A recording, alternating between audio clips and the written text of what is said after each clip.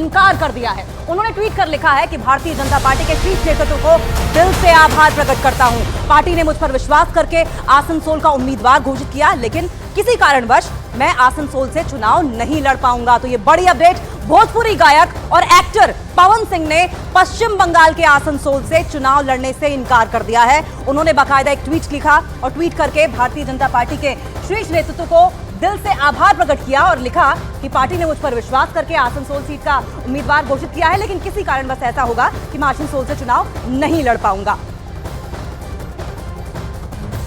और पवन सिंह के चुनाव लड़ने से इनकार करने के बाद बीजेपी के विरोधियों को बैठे बिठाए एक बड़ा मौका मिल गया है। सुनिए जरा।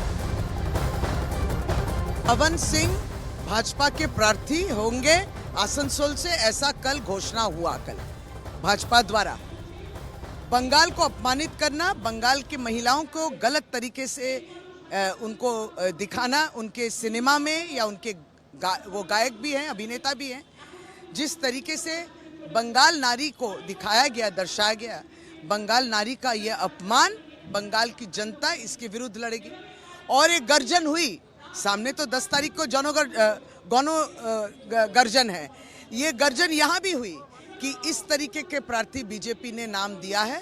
उसके बाद ऑल इंडिया तृणमूल कांग्रेस ने भी गर्जन किया और आज देख रहे हैं कि वो अपना कैंडिडेचर विथड्रॉ कर रहे हैं। आसनसोल में जिसको उम्मीदवार किया था वो पवन सिंह, जो बंगाल का औरत को लेके विलिफाई किया, ह्यूमिलिएट किया, गलत शब्द यूज करके उनको इंसल्ट किया, उनके खिलाफ हम लोगों ने प्रोटेस्ट किया। और हमारा यह प्रोटेस्ट, ये जनगर्जन इतना जोरदार था, बीजेपी का उम्मीदवार चुनाव का मैदान छोड़ के भाग गया। बीजेपी को बंगाल का आदमी रिजेक्ट कर रहा है। आने वाला चुनाव में आसनसोल का मार्जिन 3,03,000 छोड़ के 4,04,000 हो जाएगा। इसके लिए डर के मारे ये अपना पूंछ उठा के दौड़ के भाग गया।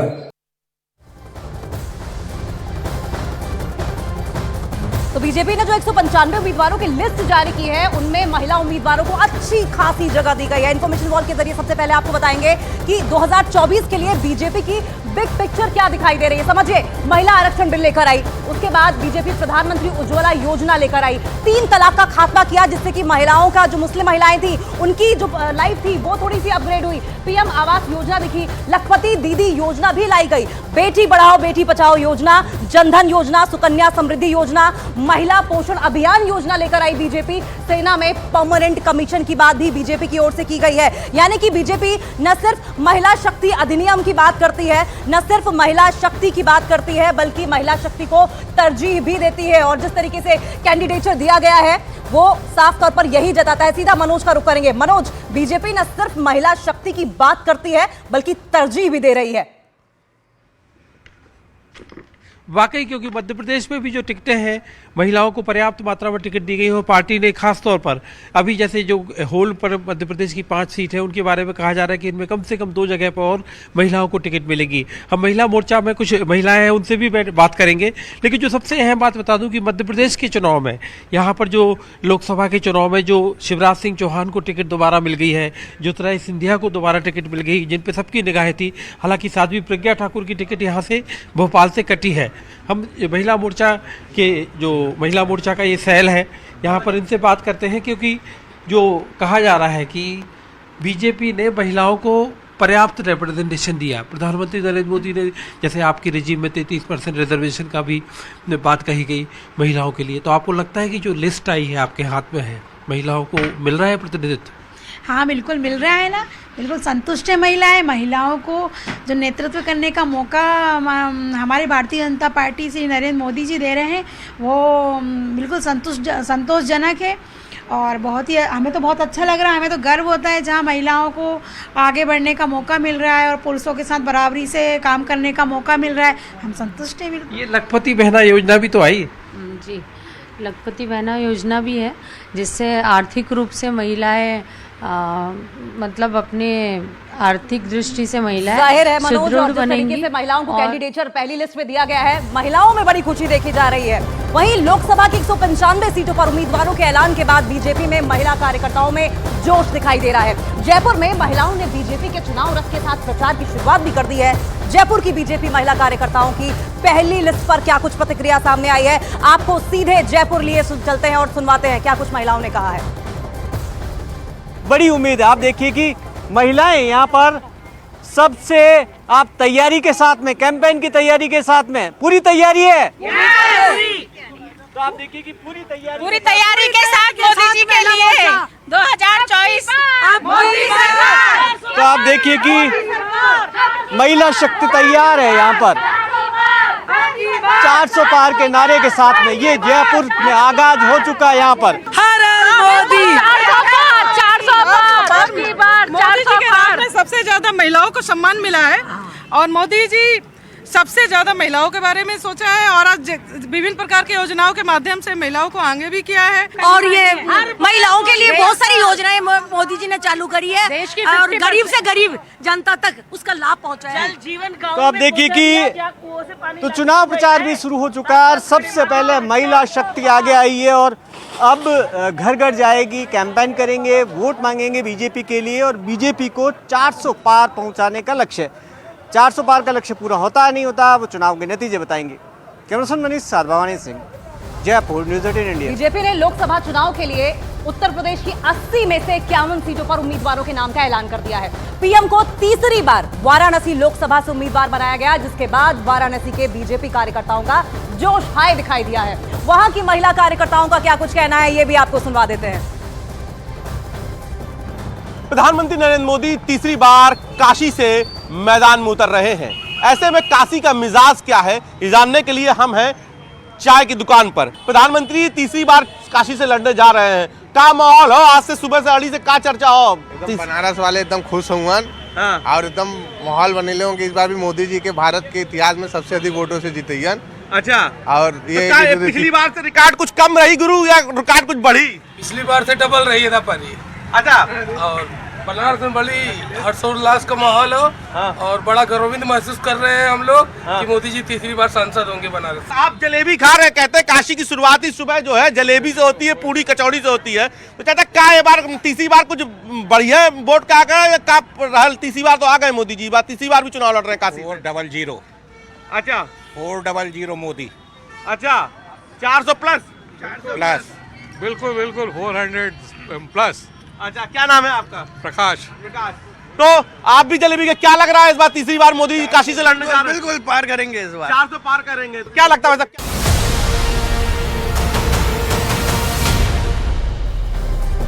और अगली बड़ी खबर बिहार से आ रही है। आज पटना के गांधी मैदान में महागठबंधन की जन विश्वास रैली हुई। रैली को संबोधित करते हुए राहुल गांधी ने बीजेपी पर जमकर प्रहार किया। राहुल ने एक बार फिर से कहा कि देश में नफरत का माहौल है और इसके साथ ही राहुल ने कहा कि देश में युवाओं और किसानों के खिलाफ अन्याय हो रहा है।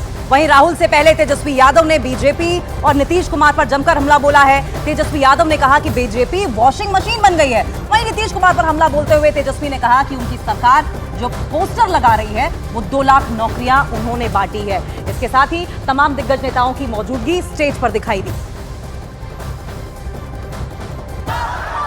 आज देश में विचारधारा की लड़ाई है। एक तरफ नफरत, हिंसा, अहंकार और दूसरी तरफ मोहब्बत,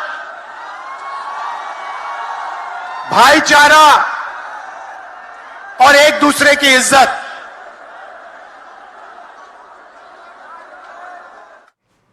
और मंच पर लालू प्रसाद यादव की भी मौजूदगी थी। क्या कुछ उन्होंने कहा, यह भी सुनिए।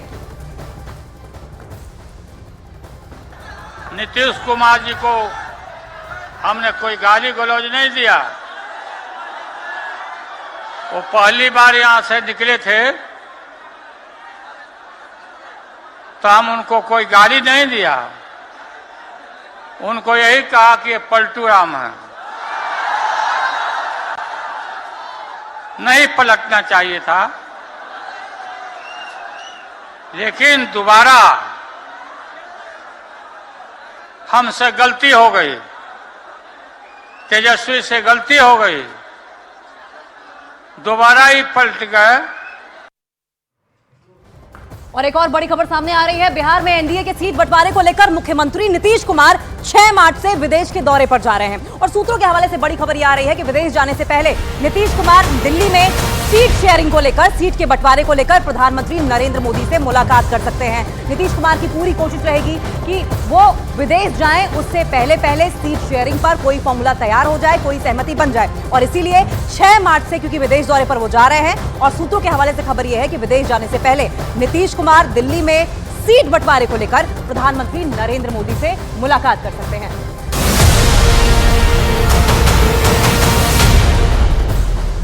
और इस वक्त एक और ब्रेकिंग न्यूज की बात कर लेंगे। कांग्रेस नेता राहुल गांधी से जुड़ी हुई ब्रेकिंग न्यूज आ रही है। मध्य प्रदेश के ग्वालियर में राहुल गांधी ने विवादित बयान दिया है। भारत जोड़ो न्याय यात्रा के दौरान कांग्रेस सांसद राहुल गांधी ने कहा कि आज देश में पिछले 40 सालों में सबसे ज्यादा बेरोजगारी है। पाकिस्तान की तुलना में भारत में दोगुनी बेरोजगारी बता दिया राहुल गांधी ने। हमारे पास बांग्लादेश और भूटान से भी अधिक बेरोजगार युवा है। राहुल गांधी की ओर से इस तरह का बयान दिया गया, जिसके बाद इस वक्त बवाल मचा हुआ है। इससे पहले आपको बताएं, मणिशंकर अय्यर ने यह कह दिया था कि आधी से ज्यादा जनता पाकिस्तान में सेटल होना चाहती है इंडिया की। 40 साल से सबसे ज्यादा बेरोजगारी आज है। भैया इस बाजे को ऑफ करिए। 40 साल से सबसे ज्यादा बेरोजगारी आज है। आपको मालूम है कि हिंदुस्तान में पाकिस्तान से दुगनी बेरोजगारी है। यहां पे 23% है युवाओं की, वहां पे 12% है। तो तकरीबन दुगनी बेरोजगारी हिंदुस्तान में है। बांग्लादेश से ज्यादा है, भूटान से ज्यादा है। क्यों? क्योंकि नरेंद्र मोदी जी ने जो छोटे उद्योग हैं, छोटे व्यापारी हैं, छोटे बिजनेसेस हैं, उन सब को खत्म कर दिया। कैसे? जीएसटी और नोटबंदी से। एक फ्रस्ट्रेटेड व्यक्ति क्या बोल सकता है? भारत चांद के साउथ पोल पे पहुंच गया। भारत के 13 करोड़ घरों तक नल से जल जाने लगा। 12 करोड़ घरों में उज्ज्वला गैस कनेक्शन पहली बार पहुंच गई। 49 करोड़ लोग पहली बार बैंक से जुड़ गए। घर घर महिलाओं के इज्जत घर बन गए। राहुल गांधी को ये थोड़ी दिखेगा। राहुल गांधी ने पाकिस्तान से, जहां आटा और दाल और तेल के लिए मारामारी मची हुई है, अब भारत की तुलना करना भारत की तौहीन है और देश की जनता इनको सबक सिखाएगी। जो स्टैटिस्टिक्स हैं वो उन्होंने बताए हैं। जो